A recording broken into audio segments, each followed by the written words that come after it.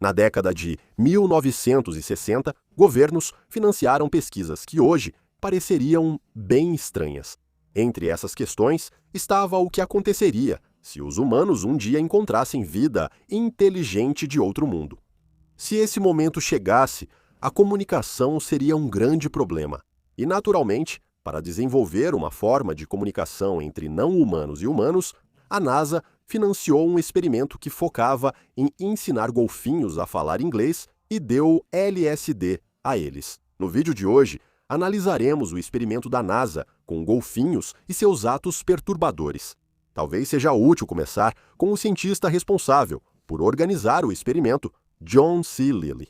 Ele era um neurocientista americano que tinha grande interesse na inteligência animal. Seu foco era na crença de que os golfinhos e outros cetáceos poderiam possuir um nível de inteligência comparável ao dos humanos. Ele era obcecado pela ideia de que os golfinhos, por terem cérebros maiores do que os dos humanos, poderiam ser tão inteligentes quanto nós e talvez fossem capazes de aprender línguas humanas. Lilly iniciou o estudo dos golfinhos nos anos 1950, mapeando os cérebros de golfinhos vivos. Ele observou como grupos de golfinhos se comunicavam por meio de assobios, estalos e pulsos de som que pareciam estruturados e organizados em vez de aleatórios. Lilly acreditava que essas vocalizações poderiam representar um sistema de linguagem sofisticado, e ele notou como alguns golfinhos chegavam à superfície da água e pareciam imitar a fala humana, copiando os sons dos pesquisadores. Na visão dele, os golfinhos não eram simplesmente animais inteligentes realizando comportamentos instintivos. Eles queriam se comunicar com os humanos. E assim, Lilly publicou sua teoria em um livro em 1961 chamado O Homem e o Golfinho. As implicações da ideia de Lilly eram profundas. Se golfinhos tivessem linguagem e cognição avançada, cientistas poderiam se comunicar diretamente com eles. Essa comunicação mudaria fundamentalmente a compreensão da humanidade sobre inteligência e consciência. Essa ideia também atraiu a atenção de instituições governamentais interessadas em pesquisas sobre comunicação. No auge da Guerra Fria, agências governamentais como a NASA e a Marinha dos Estados Unidos estavam interessadas em explorar ideias incomuns que pudessem levar a avanços na compreensão de sinais complexos ou sistemas de comunicação. E assim surgiu a ideia: se humanos encontrassem inteligência alienígena, provavelmente ela pensaria e perceberia o mundo de forma bem diferente da nossa. E os golfinhos, com suas vidas subaquáticas e sistemas sensoriais totalmente diferentes, poderiam fornecer um modelo útil para preencher essa lacuna. Com o apoio da NASA, John Lilly lançou um ambicioso projeto de pesquisa conhecido como Projeto de Comunicação com Golfinhos. John Lilly estabeleceu um laboratório na ilha caribenha de St. Thomas, nas Ilhas Virgens. A instalação era operada por meio de uma organização chamada Instituto de Pesquisa em Comunicação e rapidamente se tornou um dos laboratórios científicos mais incomuns do mundo. Dentro do prédio, engenheiros criaram um ambiente projetado para colocar humanos e golfinhos em contato próximo diariamente. O andar inferior do laboratório era o lar de 3 golfinhos, 2 fêmeas, Cici e Pamela, e um macho adolescente chamado Peter. Os andares superiores do laboratório ficavam acima de uma piscina marítima com golfinhos. Lilly impulsionava o projeto, mas quem comandava o laboratório era o Dr. Gregory Bateson. Seu foco era entender a comunicação entre golfinhos, em vez da comunicação entre humanos e golfinhos. O laboratório deveria ser secreto, mas uma jovem chamada Margaret Lovett conseguiu descobrir sua existência.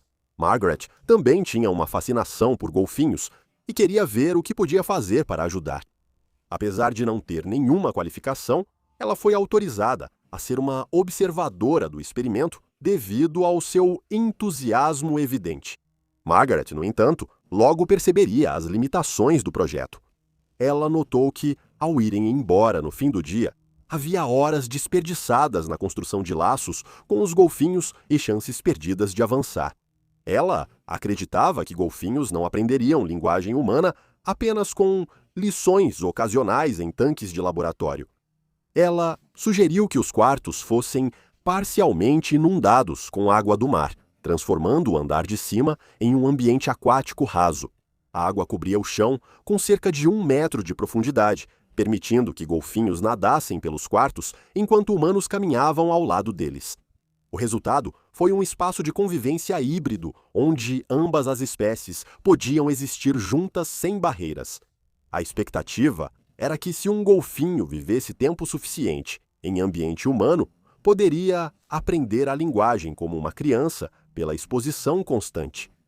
Margaret então sugeriu que ela morasse na casa dos golfinhos com um dos golfinhos em tempo integral. Notavelmente, os pesquisadores concordaram. Margaret escolheu Peter como o sujeito do seu experimento. A partir de 1965, ela se mudou para o andar superior inundado da casa dos golfinhos. Durante 6 dias por semana, ela morava lá quase continuamente.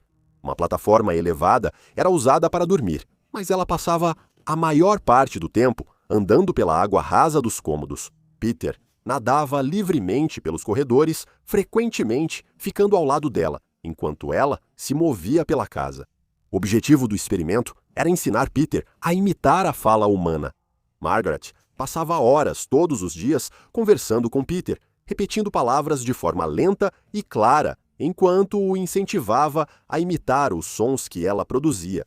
Ela chegou até a pintar a parte inferior do rosto de branco e os lábios de preto, para deixar mais claro como formava as palavras com a boca.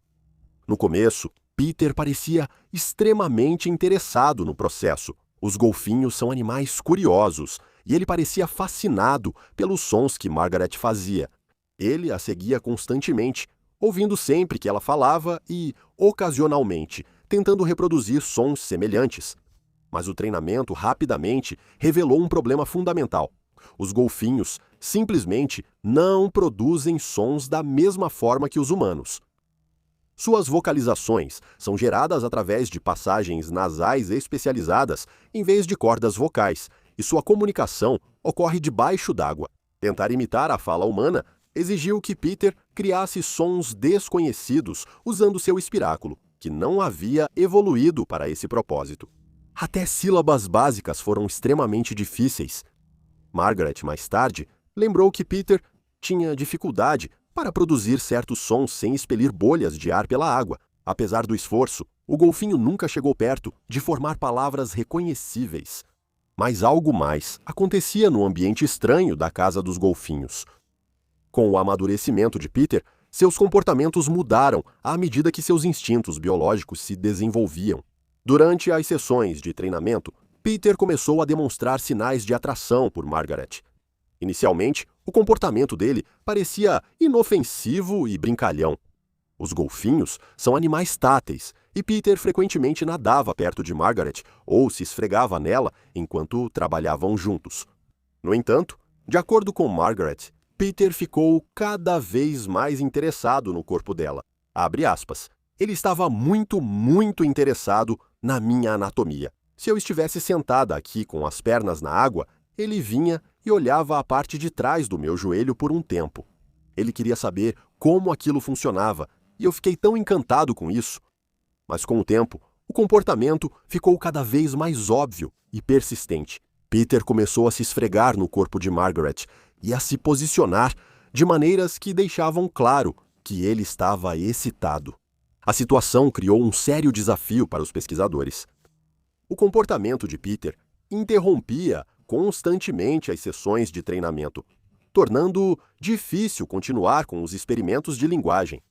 Inicialmente, os pesquisadores tentaram resolver o problema, levando Peter para o andar de baixo para interagir com as golfinhas. No entanto, isso fez com que Peter perdesse o foco nas tarefas que vinha praticando. Margaret acabou decidindo por uma solução diferente, algo incrivelmente repugnante. Ela começou a aliviar manualmente os impulsos de Peter com a própria mão, para que ele pudesse então voltar aos exercícios de linguagem sem distrações. Margaret, mais tarde, descreveria o ato como uma decisão prática e não emocional. Ela acreditava que era simplesmente a maneira mais eficiente de continuar o experimento. Ela disse o seguinte: eu não me sentia desconfortável com isso, desde que não fosse agressivo. Eu só queria fazer parte do que estava acontecendo, como uma coceira, só para me livrar disso, coçar e seguir em frente. E foi assim que pareceu funcionar. Não era algo privado, as pessoas podiam até observar. Peter estava ali e sabia que eu também. Da minha parte não tinha nada sexual. Talvez sensual. Parecia que isso aproximava o vínculo, não pela atividade sexual, mas pela ausência de interrupções. Era exatamente isso que tudo aquilo significava. Eu estava lá para conhecer o Peter, e isso fazia parte do Peter. Mesmo após meses de treino, o experimento não atingiu os resultados esperados por Lily. Peter nunca aprendeu palavras humanas, e a pesquisa trouxe poucas evidências de que golfinhos dominem a linguagem humana. Ao mesmo tempo, o próprio Lily estava se tornando cada vez mais não convencional em suas buscas científicas. Ele havia desenvolvido um grande interesse por estados alterados de consciência. Na década de 1950, ele desenvolveu o tanque de privação sensorial, um dispositivo projetado para isolar o cérebro de estímulos externos na tentativa de abrir a mente. Lily também começou a experimentar drogas psicodélicas, incluindo LSD, acreditando que elas poderiam expandir a consciência humana. Ele estava entre um pequeno número de pesquisadores autorizados pelo governo americano a experimentar o LSD. No andar acima dos golfinhos, Lily construiu um grande tanque de privação sensorial para si. Lá, Lily tomava LSD na escuridão total e flutuava na água que ele havia bombeado do mar. A obsessão dele com LSD começou a interferir na pesquisa, e então ele teve uma ideia. Ele queria usar LSD nos golfinhos. 2 dos golfinhos receberam injeções de LSD. Após serem injetados, os golfinhos começaram a interagir mais entre si, cerca de 70% a mais. No entanto, eles não fizeram mais esforço para se comunicar com os humanos, e Lily ficou cada vez mais frustrado. Margaret, por sua vez, tentou proteger Peter de ter que tomar LSD. Foi aqui que ela traçou o limite moral. Em 1966, a reputação do projeto começou a se deteriorar. O financiamento de fontes governamentais diminuiu. Lily já havia perdido o interesse nos golfinhos, e tudo isso significava que o laboratório logo seria fechado. Os golfinhos precisaram ser transferidos para outras instalações. Pamela e Cissy foram enviadas a outros laboratórios para passar o resto da vida em experimentos. O destino final delas não é realmente conhecido, mas Peter, ele foi transferido para uma instalação de laboratório em Miami, onde foi colocado em um tanque muito menor dentro de um antigo prédio de banco. Em vez das águas abertas do Caribe e da incomum e espaçosa Casa dos Golfinhos, ele agora estava preso e entediado. Tragicamente, não demorou muito depois disso para que Peter morresse. Os golfinhos não respiram automaticamente, o que significa que cada vez que respiram é uma escolha ativa. Privado de uma vida estimulante em um habitat espaçoso, Peter ficou profundamente deprimido. Então ele escolheu afundar até o fundo do seu pequeno tanque e não respirar mais. Os golfinhos são animais altamente sociais que formam laços emocionais fortes, e a separação repentina de Margaret pareceu afetá-lo profundamente. Após o experimento, Lily se envolveu profundamente em experimentações com psicodélicos, especialmente com LSD e cetamina. Ele acreditava que essas substâncias ajudariam humanos a explorar a consciência e talvez se comunicar com inteligências não humanas.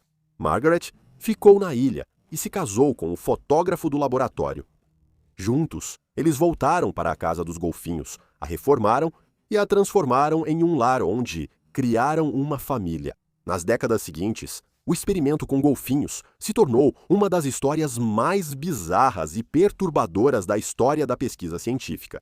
O projeto começou com objetivos ambiciosos, mas o experimento produziu muito pouco. O que restou foi uma história estranha e perturbadora. Uma casa inundada, onde uma mulher vivia com um golfinho, uma tentativa de ensinar um mamífero marinho a falar inglês e um relacionamento entre um humano e um animal que ultrapassou limites éticos de maneiras que poucos pesquisadores já haviam imaginado. É um lembrete perturbador de que a curiosidade científica, quando combinada com ambição e ideias não convencionais, às vezes pode levar pesquisadores a territórios que poucas pessoas jamais esperariam explorar.